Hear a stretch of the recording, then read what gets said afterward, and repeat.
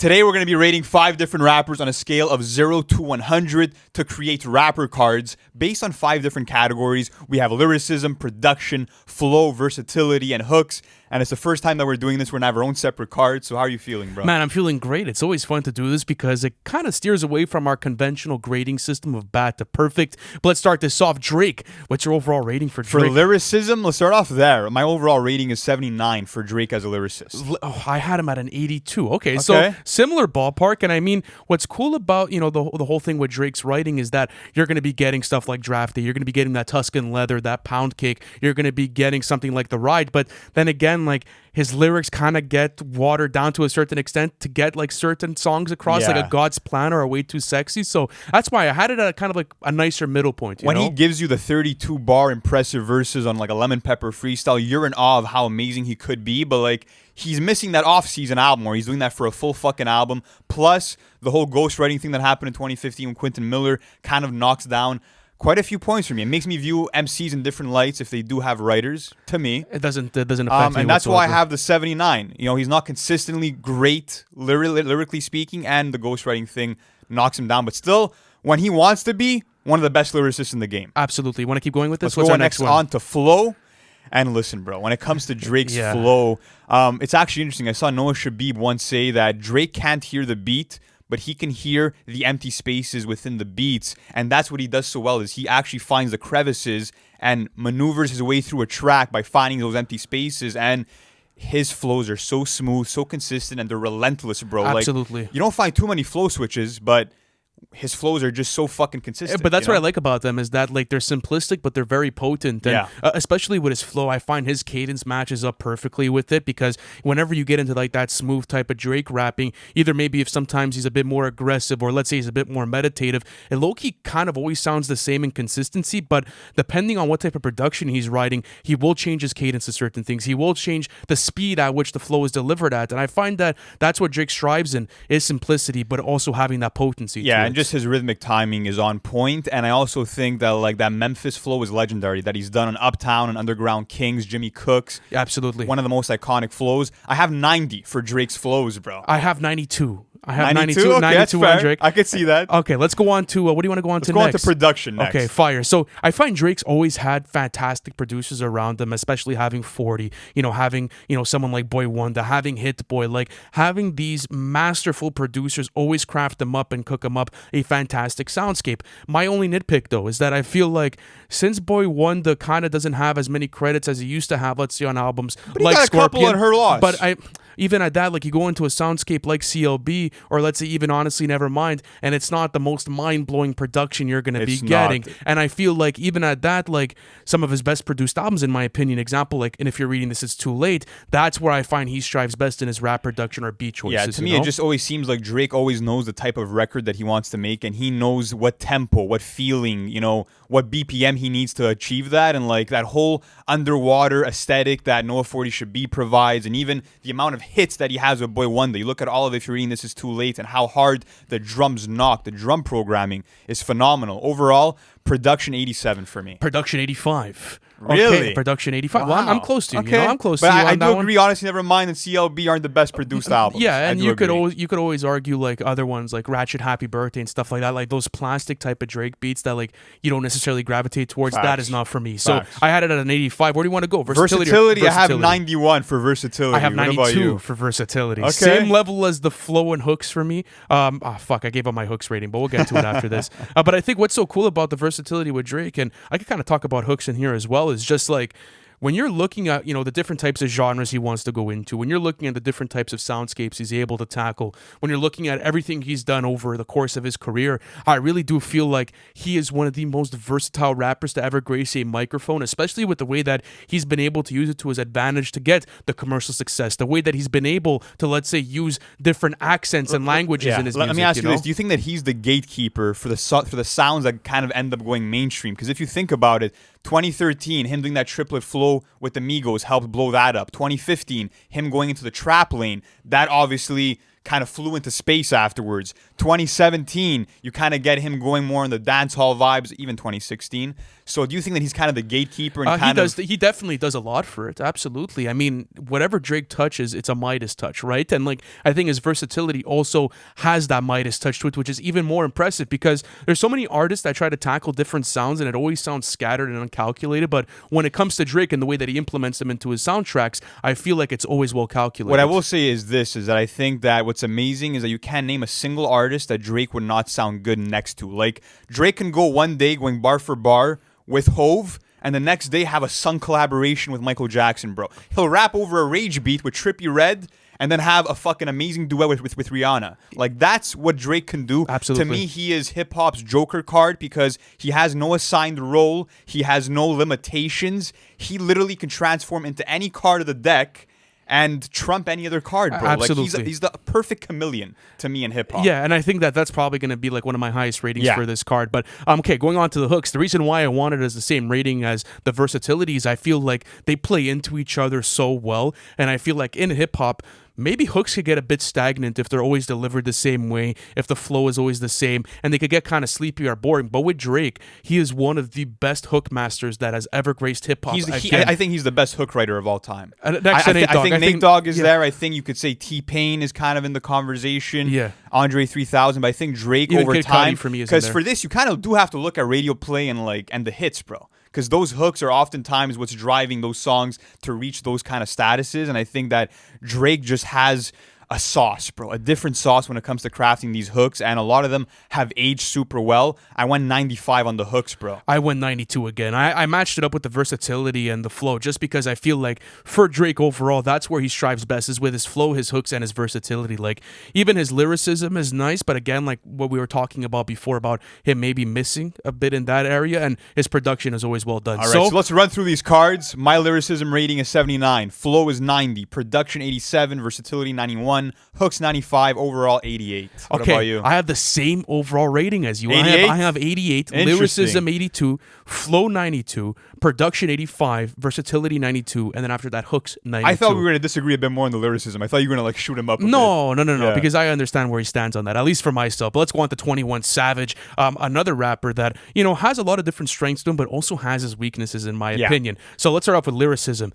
He's not the best writer in the world, you know, but I don't think that's the point to 21 Savage's music. I mean, you have seen really nice growth within his writing, example on projects like I Am Greater Than I Was. Even, let's say, on this new Hurt Loss album, seeing the 3M on Glenwood writing was really impressive as well. Even on Issa, you had Numb, you had Nothing New. Like, he can kind of go into that more socially conscious vibe, but that's not what you go into 21's music for. And I think that when it comes to his lyrics, they're never really complex. They're super basic. They're either about his relationships with women or, you know, making sure that people aren't fucking around with him. You know what I mean? So fuck around and find out. yeah. So with 21 Savage, I just feel like the most memorable parts of his lyrics are often like his ad-libs, like the pussy, the 21.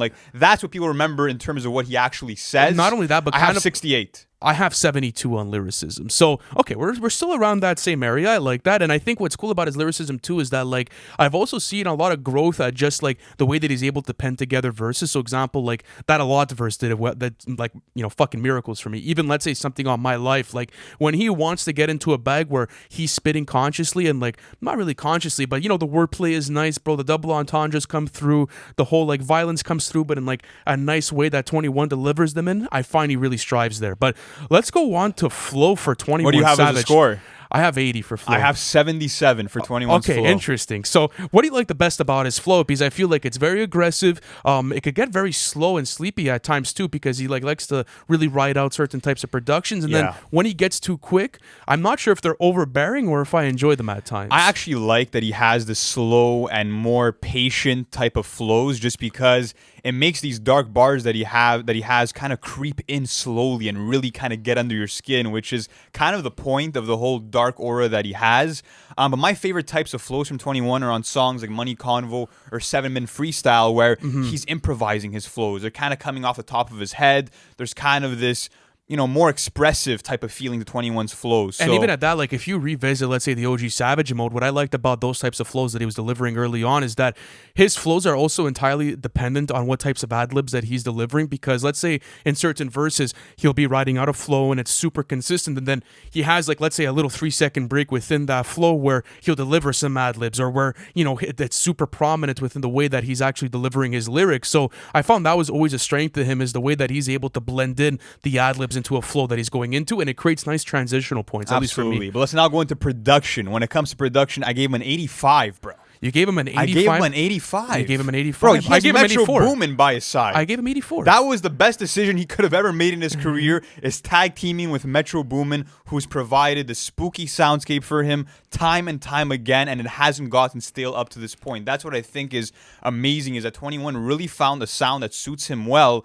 And even though he's worked with other producers like Southside, like others, obviously he just worked with a bunch of Drake's producers, he still manages to sound good on those beats. I think his beat selection is always on point. Even looking at what DJ Dahi, did for him on a song like A Lot, even the soul sample selections are amazing. Yeah, but that's what's cool about him, is that like he kind of has a lot of versatility when it comes to his beat selections. Yeah. That's what's nice about it, is that I feel like for the trap lane, he has one of the best ears for his production choices. Yeah. And like you were saying, when you have Metro Boomin, like literally like one of the best producers from our generation, handling everything that he's putting into those collaboration albums, you can't look at his production and be like, there's like 84 was just a nice spot for me. I just like the consistent moods in the albums that he has. You know what I mean? I think that boosts him up a lot of points. But versatility, I'll be honest with you. I went with 67 on versatility for 21. I went 74 for versatility. Okay, now we have a big difference. Okay, I don't think 21's that versatile of an artist. I don't think so either. And I think that's why I had one as one of my lowest rated scores on here. And listen, the problem I think with his versatility is that, like, let's say when you want to try and get him in more of like a melodic bag, like Mr. Right Now, for example, right? Like, I'll bring that to the table. Doesn't sound too well, so I kind of knocked off points for it, bro. And it never really What I don't works. get is that, like, it doesn't suit his persona. Like, you won't catch MF Doom belting out an epic ballad, you know what I mean, where he's singing his heart out. Like, it doesn't suit 21, and when he does it, the singing usually falls flat. It does fall flat, but I mean, I do like some sort of melodic performances that he has in his catalog. Example, Ball Without You. I find that's a good song. I know you're not a fan of it, but I think it was well delivered. And I think where his versatility lies is being able to kind of get more in like a conscious bag, and then after that go back into that dark lane. And I think that's where he really strives. The Jamaican accent as well in songs like Baby Girl or Ghostface Killers. Love that. Even the fire. ASMR on something like Don't Come Out the House. Like, when he gets creative with like his delivery and like his vocal pitches and shit, that's where his versatility really strives for me. But yeah, 67. Let's go into hooks though. Listen, when it comes to 21 Savage's hooks, I couldn't give him that high of a rating either. I went 71. I went 70 on his hooks. I had it as a low rating as well. I just don't think like it's the most memorable part of his catalog. I prefer when he's writing out verses, and I always feel like maybe when he is collaborating with someone else, it's always best for someone else to take that hook, at least in my opinion. Even if you look at, Her Loss, he only had 2 hooks on that entire album. But if you look at every song, that's it. Like, he knows where his strengths lie, and that's why he wasn't going to be the hook man there. Because not only that, but like with his hooks too, like when you have to deliver a hook, there has to be some sort of like melody and catchiness to it. And like, I think 21 Savage is a great rapper, but when he gets on like those types of stretches where he's stretching out his vocals with the auto-tune, like he has a really rough demeanor to his vocals. And I just never found like, it was that appealing to me as a listener. So that's why I had it as a 70. Overall rating? 76. 74 for me. Okay, and I think that he is one of the most improved rappers, and I think he will keep improving. But next up, we have another big dog. We have J. Cole. I'm down. And we're going to kick this off with lyricism. And I think the reason why J. Cole's lyricism... By the way, let's get into our ratings first. I have him at a 92. I have him at an 89. Wow. I have 92 for J. Cole's lyricism. Oh, wait, hold on. The overall rating or the lyricism? The lyricism rating. Okay, 92 for me on lyricism. Okay, so you kind of spoiled the fucking overall because I don't know. You just said, let's go into the overall ratings. No, I thought you meant lyricism, bro. Anyways, you guys know my shit. Doesn't matter. Anyways, yeah, I think the reason why J. Cole strives for lyricism is that from the beginning to his career, all the way to where he's at now with the offseason, he's always been great with his pen, bro. He's never slipped up. He's kept evolving with the pen. And I also think the fact that like there's always a rewarding message at the end of a lot of his songs in terms of the writing. You look at something like Love Yours and that message about being grateful for what you have. You look about like the cautionary tales of getting knocked up at a young age. Like, he's always rapping, I feel like, for the people. And he's always rapping with a purpose. And I think his pen is super underrated when he's building conceptual pieces as well, like For Your Eyes Only and KOD. So even looking at the way that he like weaves in all of these themes into one track list, I feel like that's a great asset that he has to himself. And if you want some of J. Cole's like best writing too, as far as like punchlines go or double entendres and like leading in certain rhyme schemes, go back to his earlier mixtapes. Like going back to something like Friday Night Lights, that's top tier lyricism from like someone that was still in his mixtape phase. So what you said so well is that from the beginning of his career all the way to the end, he never really like sold out on his writing. I think the only album where you could kind of look like the two albums that you could kind of look at his writing. Don't and say be like, KOD, bro. No, not KOD. Absolutely not. No, but you have songs like Window Pane and Once an Addict interlude. Like those are fantastic pieces. Born Sinner and Sideline Story do have weaker writing performances on them, but like overall, you're still getting fantastic songs from those albums that have great writing pieces. I could forgive all the poop bars, like you think you the shit, but you can't out-fart me. Like I could forgive all that because of the greatness Cole has given us. So we have high 90s there. So next up we have Flow. And listen, bro, when it comes to J. Cole's flows, I gave him 92. I gave him 90. So I think it's just a bit under the lyricism. I think that's his strongest point.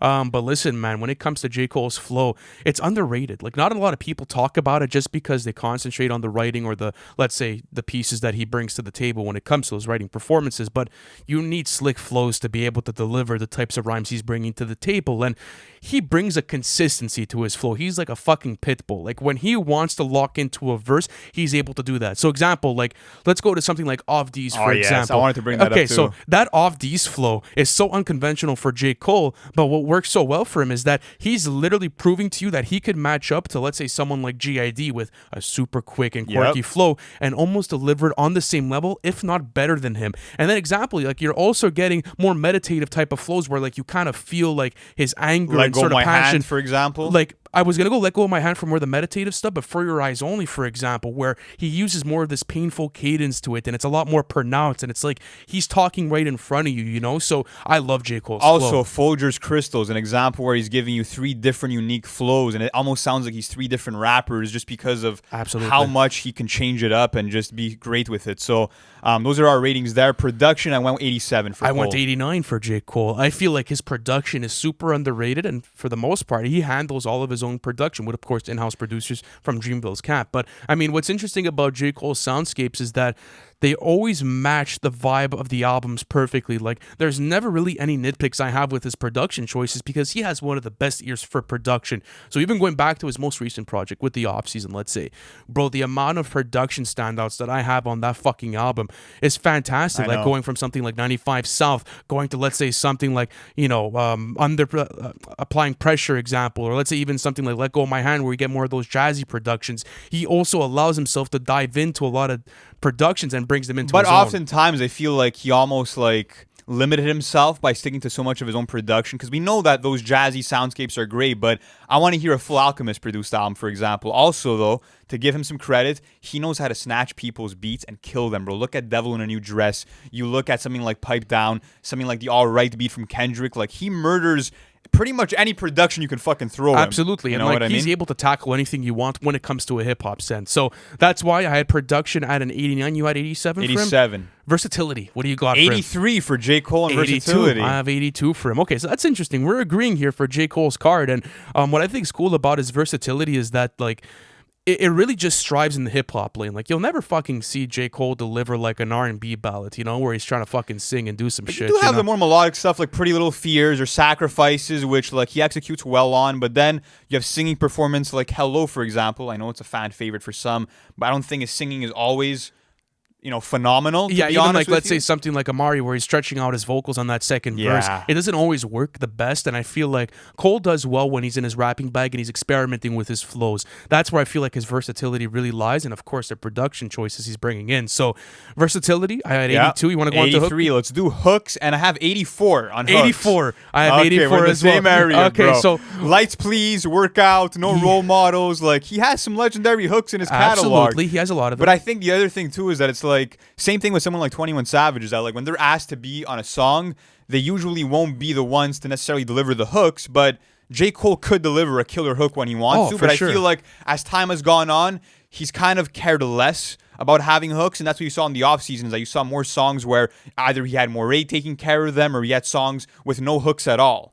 So it's cool to see that, like, that's not really a primary focus for him to kind of have that catchy fucking chorus. Yeah, but I feel like it's one of the most underrated aspects of all of his music, because think about it like this, like talking about like the commercial, like let's say accessibility of J. Cole. What's interesting about him is that like even if he was delivering top tier lyricism, he always had these catchy hooks to be able to have this shit blow up. Like talking about no role models. I mean, how are you going to get a more iconic hook than that in the 2010s decade? So that's what I had for it. Overall rating, you guys know what I fucking spoiled it for you guys. But Lou, what do you got? You had 89? I had 89. I have 88. Okay, fire. I was thinking that Cole was going to rank a bit higher than Drake, but they ended up on the same playing field. But you have Cole over Drake, which is I have one by one. And I've already said that before. Like, I always felt like that about, like, you know, J. Cole's artistry. But let's go on to Lil Uzi Vert, a very interesting artist. And it's kind of hard to analyze his music. It is, I found it a bit of a difficulty to have to go through these, because he's bringing you a bunch of different sounds and production styles. He's delivering a lot of different shit in a different way. Lyricism, though, 65. Lyricism, 74. Whoa. 74. That's 10 notches above mine. What are you smoking, bro? 74 for Uzi. I don't think so, man. Like, listen, this is the thing, though, is that, like, you go back to, let's say, projects like The Perfect Love Tape or Love is Rage 2, even Lil Uzi Vert versus the World, the wordplay is really nice within them. And plus, like, I always found his lyrics were super relatable, so there's a relatability factor to it, but I do feel like we need subject matter diversification from Uzi. I mean, I get it. He's great at giving you those heartbreak songs, those love songs. He's rapped about his come up, about like his jewels and everything that he possesses, like the standard basic shit. But he's never really gone further. Like I like what he does for the emo realm, but as a lyricist, if I'm gonna consider your bars, there's not that much. No, but he also has really nice wordplay in certain instances, and I like what he does with luxury rap as well. I feel like when it comes to like his luxury bars, like example on a song like Money Mitch, you know, he always puts you in like these little quick scenarios where you kind of have to think and always pay attention to what he's saying, and that's why I gave him some points on that. Is like, Uzi's not a rapper for me where I want to just like completely ignore his like lyricism and just concentrate on flow and production. For me, I'm always locked into what he's saying. It's like no matter the generation, lyrics are always something to consider for me as a hip hop fan myself. But I feel like he's an underrated lyricist just because, like, yes, you're right. Like, he has to kind of experiment in different areas, but like, where do you want him to go? It's a type of like music, he makes, but it's still not an excuse though. I'm not gonna give him a 75 just because 74. You know, I give him 74. Let's go into flow though. I have 78 for Uzi's flows. What do you have? I have 78 for Uzi's flows. Yeah. Bro, I think you're gonna kill me here. What do you think I have? What do you have? Like 85? 85. Oh, 85 for Uzi's flows. 85. That's too close to Cole and Drake, bro. No. Bro, what do you mean? I have 5 on top of Cole, and then I have another like thing. 7. You know? I feel like Uzi excels more at like his melodies more than his flows. Like you listen to something like Sanguine Paradise, and it's like it's all the melody that's carrying it out. Yeah, Same but then bro, like again, EXO Tour Life is another example, like where he's rapping and singing, but like the melodies are really what's selling you on that song. I but disagree. His quick flows on Eternal Take grew on me, bro. Exactly, but that's what I'm trying to say though, is that his quick flows are fucking fire, and like I loved when he used to do them on songs like Let's Even Money Longer, bro, or like where you have like that aggressive Uzi coming in and like you're just fucking nodding your head and you're like, wow, okay, he's able to spit at these ridiculous speeds, and he's able to always make you understand what he's saying and also deliver on those types of productions. That's why, like, I have very few nitpicks with his flow. He could rap faster than most rappers in his generation and kind of keep it in rhythm, you know what I mean? Keep it on beat, which is fascinating, but to me, he could whip out like a couple dozen flows. Like, you know what I mean? Like, the arsenal's there, but it's not as wide. It's not as wide as some other people were talking about today. You know what I mean? Okay, I agree with you on that, but I have 85. 78. Next up, production. I went 83 for Uzi's production. I went 84 on Uzi's production. Hold on, 84 or 82? No, I had 82 on 82, fair enough. Yeah, I think that Uzi really strives at, you know, choosing producers that can give him these unique samples. For example, TM88 sampling Minecraft or samples from like pinball games. Even at that, like, I also feel like what's really cool about Uzi is that like he's really like handpicked the types of producers he's brought on. To example, like having Molly Raw, like Brandon Finesse too. Exactly, like having those types of producers really craft his sound and stay more towards Uzi was a super smart direction for his career, because I feel like his production is super unique to the trap lane, like bringing in that playful sort of like Scott Pilgrim sort of vibe to his uplifting, bubbly, animated type of vibe. Also very futuristic for the trap scene. Which I think is really cool, especially when you go to an album like Love is Rage 2. I love the droning synths. I love all the production on there, to be honest with you.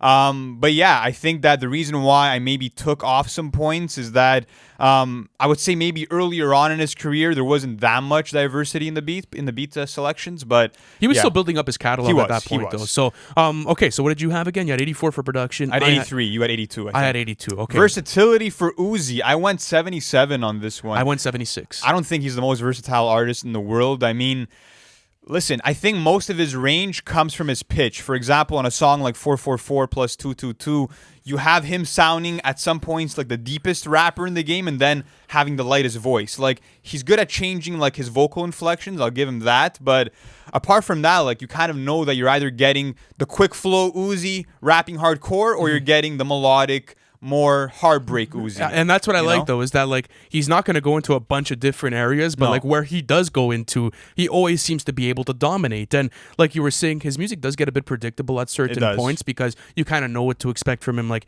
he's not going to start delivering you like a fucking like, the story of OJ, bro, on his like Love Is Rage 2 album, but he will get a bit quirky with his beat selection and then write out different flows. So example, going to Love Is Rage 2, a song like For Real, like that's a type of production and type of flow that you'll never hear from any other trap artist in that and lane. He's not scared to take a risk. For example, in the Nego album, he rapped over a drill beat for the first time. So it's cool to see him kind of, change it up there, even though the execution of that song wasn't amazing. But let's go on to hooks. So I had 77 versatility. You had?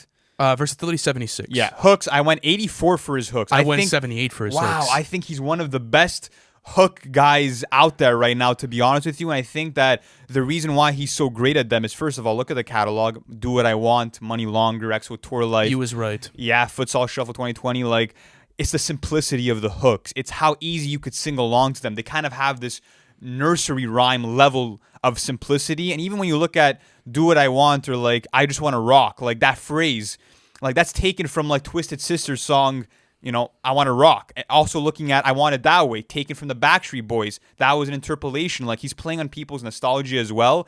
And I think he's an amazing hook guy. He is an amazing hook guy. I just think that it's not necessarily the strongest component of his card. So like I was looking at the card of the rest of it and I was like, I'm going to put certain things above it. It's the strongest for me. It is a strong. You think Uzi's best asset is his hooks? I think it's up there, but I don't feel like as if it's the best. I had it in that midpoint, that 78. And listen, I agree with you. Like, he has super memorable hooks, but like, for me, Eternal Take, bro, did not have a single like memorable hook where I was like, okay, like this is absolutely fire. Like, think about that. Like, there's not really much when it comes to hooks on that album, and like you had a lot of songs on there, so there was opportunity to do those types of displays. At least in my opinion, like my personal Silly preference. Watch's hook was pretty decent. It was pretty decent, but like when you have to look at that for like an overall album, it's not carrying that album whatsoever. I do agree. That's the album where his hooks kind of took a backseat a little bit. But yeah, overall score for Uzi, I went with 77. I went with 78.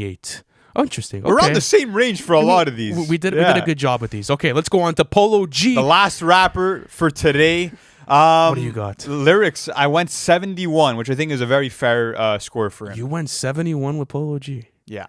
Sheesh, I gave him an 80. Whoa. I gave him an 80 on this. Listen, here's my thing when it comes to Polo G is that I feel like when you look at, for example, an album like Hall of Fame, you have the intro and the outro where he's actually giving you a lot of great imagery. He's really giving you great storytelling. Like but Bloody Canvas and stuff like that. It's just, on Hall of Fame, it wasn't that apparent. On the GOAT, it was a bit more apparent. But my main issue with Polo G is that I feel like he doesn't really know which role he wants to play in the rap game when it comes to his subject matter, because you'll have songs like Wishing for a Hero where he's rapping about social issues, and then you'll have songs like GNF where he's talking about like making shots fly off. You know what I mean? Like, there's no real... Yeah, but I mean, like, that's kind of like his sauce, though, is kind of like that duality within his lyricism. Yeah. And, like, there's so many other rappers that have done that before. And, like... True. But example, like, I'm not comparing Polo G to fucking Tupac, bro. Like, no way. Like, I don't want to bring that conversation. You have a good point there, but like, example, like someone like Tupac, like, he had the most socially conscious material that you'll ever see.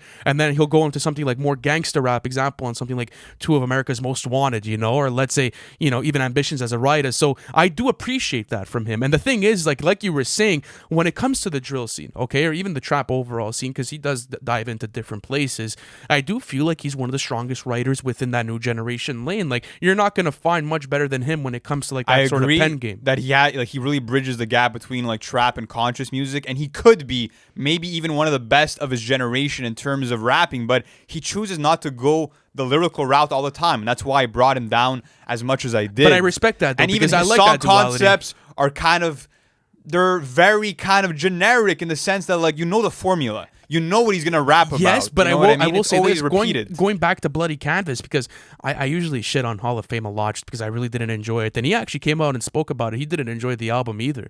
He felt like it was super forgettable.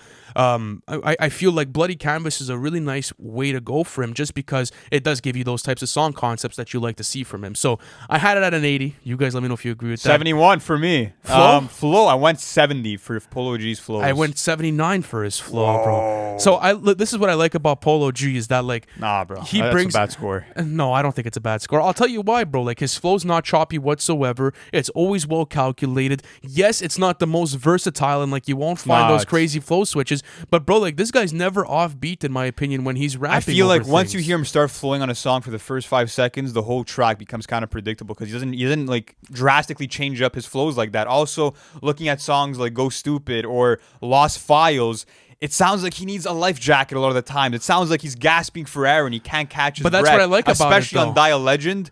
But I feel like, yes, he's making that pain music, but you need to have breath control as an MC when you're flowing, and I feel like he lacks there's that. a lot of that on the GOAT though. On the GOAT though, you'll find some of his best flows he's ever delivered. Example, in a song like 21 or Martin and Gino, like there are certain instances where he's able to deliver these He flows. needs to add more to the arsenal, bro. I mean, you could say that, but I mean, overall, he's not versatile with the flows to me. I went 70. I went 79 on his You guys flow. let us know what you think about that one. But now production. 62 listen, on bro, my end. 58. I didn't give a passing score for the production. I really think that the beats he's choosing, they're always poor in quality, like 99% of the time. And like, bro, listening to a beat like Through the Storm, it's so messy and so chaotic. Like, it sounds like what my elementary classes in music class were like, where you have one kid on the triangle, one on the xylophone, like everyone's doing random shit, and it's all merged into one beat. Yeah, it's a super big weak point to his music, and I feel like if he were to upgrade in his production choices, his whole career could go into a very different direction. And listen, that's my personal opinion. Obviously, he does what he wants with his soundscapes, but you know, when it comes to him and his beat choices, like even going to the mixing and mastering of Hall of Fame, bro, that was an album where I wanted to take off my headphones because you're listening to, like, let's say the drum programming, or listening to the way that the vocals are layered, or certain sample choices or riffs in the background, and you're like you said, this is super fucking messy, you know? Like, this sounds like it was recorded, you know, on a fucking microphone plugged into a laptop, and then after that, here, boom, let's just get it out raw. It's not clean, and I feel like he also over abuses certain instruments. Like on the GOAT, it was the piano. On Hall of Fame, he swapped it out for over abusing the guitar strings instead. Like, I really think that for the caliber rapper that he's at, he can definitely find better beats, and that's why we scored it so low. But versatility, I went 64. I went 68 on this. Okay, so similar type of roam for this. Yeah, and I think it's a product of the production choices, bro. I'm being honest with you. It is. You know, even the subject matter though, either turn up songs or street shit, or like, you know, kind of the socially aware songs that are often the same. To me, yes a lot and of the no. time. I mean, you will find certain writing breaks that are different from other ones, let's say within albums. You will. But listen, okay, moral of the story, I genuinely think this guy needs to be able to, let's say, go into a different area with his music. And he doesn't really something sing else. either. He doesn't change up his inflections or play around with them that much. The most you'll get is like an energy shift or like an emotional shift from Polo G. Which I enjoy though. So that's why, like, I didn't want to go as low as the production because it's really not on the same level. But I do feel like his production is really what drives it down for me, man. This guy has to be able to at least bring in something new for a soundscape at a certain point. I hope he does, bro. I hope he does. But hooks, I went 80 on the hooks. That was where I think, again, just like Uzi, I think he strives the most on his hooks because you have songs like Pop Out, you have Rap Star. And what's also interesting is that it's like Polo G never really relies on someone else to do his hooks. Like, he's always able to carry them out. I gave on it a his own. 75. I feel like it's strong, but in context of his card, that's a good rating for it. And I do feel like for his hooks, yes, but they're not always the most memorable. I mean, like, not always. Like, you can't, like, but even like Martin and Gina's memorable. Like, it is. Quite a few. He has his stuff. Quite a few, bro. He has his stuff, Come but on. it's not on the same level. It's as his Uzi. best fucking attribute in this card. I don't think me. so. I think his lyrics are his best, at least in my All opinion. right. So overall score, I went 69 for I Polo went G. 73 on Polo G. Wow, that's high. Yeah. So yeah, how do you feel about all these ratings now that we have them all done? Bro? I don't know how I feel about doing these because it's like so hard to put them on a numerical basis, It is. right? Like, It is. what's measuring that 73. But it was fun. It was playful, and I had a fun time going back to the music and actually being like, okay, this is adding, this is taking off, or this is why I have this rating. So guys, let us know where we fucked up. Let us know where we got it right, and let us know your ratings for all of these rappers in the comment section. As always, guys, thank you so much for watching this video, and we'll catch you on the next one.